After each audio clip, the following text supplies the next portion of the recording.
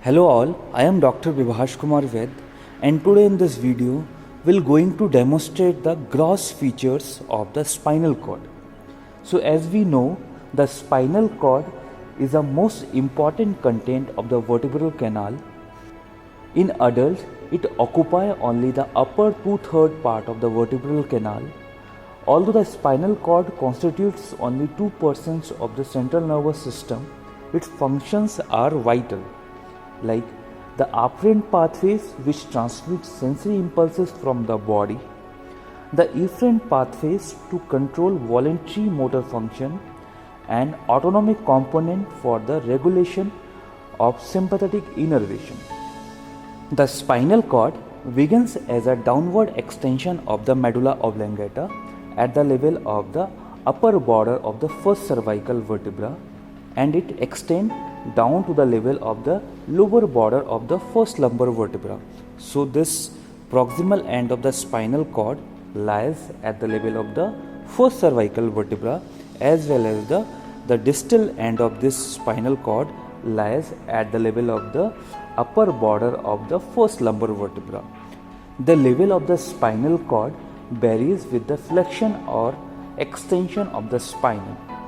The lowest part of the spinal cord is conical and called the conus medullaris. You can appreciate over here, this is the lowest part of the spinal cord and it is somewhat conical, and this conical part is known as the conus medullaris. The conus is continuous below with the fibrous cord called the filum terminalis. So here you can appreciate this is the filum terminal. So filum terminal is a fibrous extension from the conus or terminal part of the spinal cord. This filum terminal is a prolongation of the pia mater and it is attached to the posterior surface of the first piece of coccyx. Now the dimension of the spinal cord. The length of the spinal cord is about 45 cm. The spinal cord is not of uniform thick. It resembles as a flattened cylinder. So here you can see it is not uniformly round. It resembles as a flattened cylinder like. The transfer diameter, this diameter. So this transfer diameter shows two enlargement at the level of cervical level and the lumbar level. At this cervical level as well as this lumbar level, this spinal cord shows two enlargement. The spinal segment that contribute to nerves of the upper limb from third cervical to second thoracic segment, and these segments are enlarged to form cervical enlargement of the spinal cord. So the cervical enlargement which present in the cervical region, and it form the brachial plexus. Similar, the segment innervating of the lower limb from first lumbar vertebra to the third sacral segment, and this segment forms the lumbar enlargement, and this lumbar enlargement nerve rootlets form the lumbar plexus. Now we'll discuss about the spinal meninges. As brain, the spinal cord also covered with the meninges like dura mater, arachnoid mater and the pia mater. So this most outer covering of the spinal cord is known as the dura mater. Here you can see this is the dura mater, and the spinal dura mater forms a loose tubular covering for the spinal cord. The spinal dura mater does not fuse with the endosteum of the vertebral canal. Hence, there is a well-developed spinal space. So, below to this dura mater, here you can see below to the dura mater, we can appreciate a epidural space, and this epidural space surrounding the spinal cord. The spinal epidural space is filled with the internal vertebral venous plexus and fat. So in this space we can appreciate a internal vertebral venous plexus and also it contain fat. The dorsal and ventral roots of the spinal nerves passes through the spinal dura mater separately, and also the dura and arachnoid extend up to the level of the second lumbar vertebra. Beyond that level, the dura covers the phylum terminal and distally get attached with the dorsal surface of the first coccygeal vertebra. So here you can see this is the phylum terminal. Now the arachnoid mater. So just below to the dura mater we can found the arachnoid mater, and the spinal arachnoid mater is present deep to the dura mater and extend up to the level of the second cervical vertebra. The arachnoid space extend up to the level of the lumbar cistern. In the subarachnoid space which present below to the arachnoid mater, and this subarachnoid space also extend up to this level. The lumbar cistern is a broadest between the L2 and L4 level. The lumbar puncture is therefore done at the level of the L3 and L4 space or L2, L3 spaces. Now the pia mater. So after the arachnoid mater we can found a layer of meninges called the pia mater, and this pia mater is thin membrane which is closely applied to the spinal cord and specialized in some area and continuous ever with the cranial pia mater. Now we'll discuss about the external features of the spinal cord.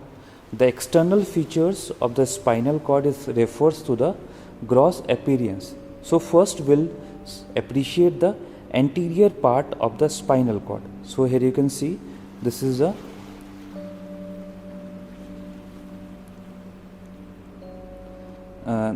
anterior part.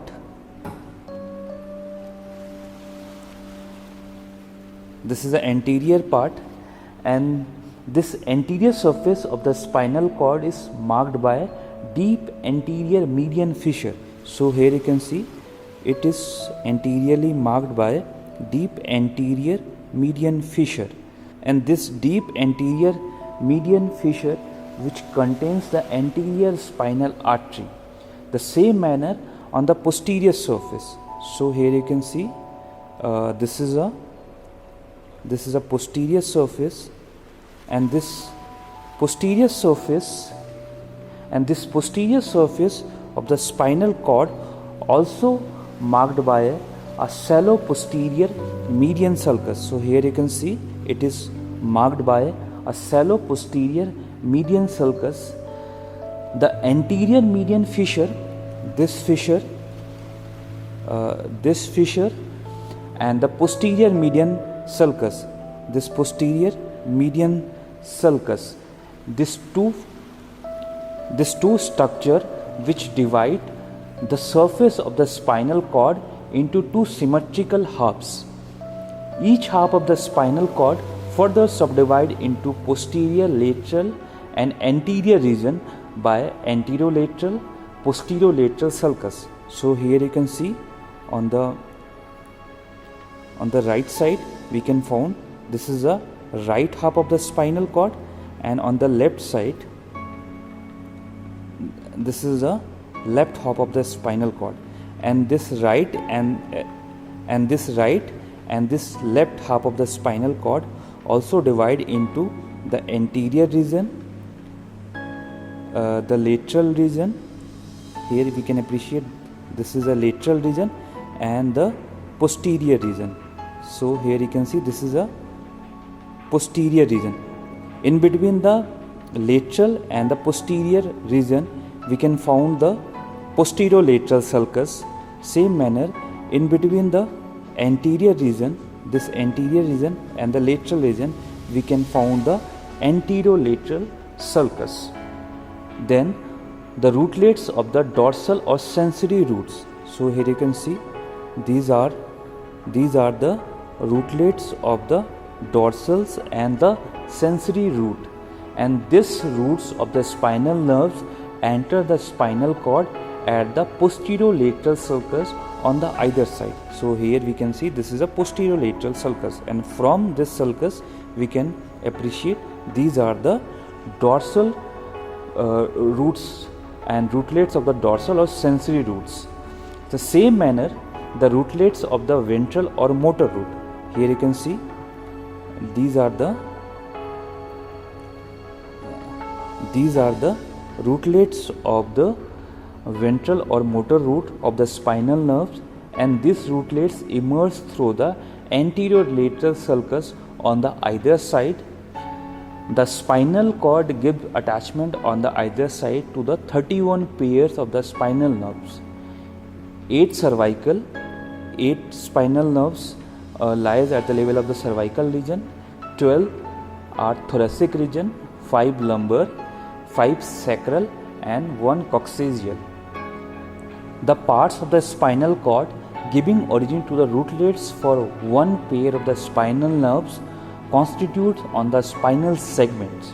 So the spinal cord is made of 31 such segment, 8 cervical, 12 thoracic, 5 lumbar, 5 sacral and 1 coccygeal. So this is all about today's demo. I hope all of you understood the topic. Thank you for watching.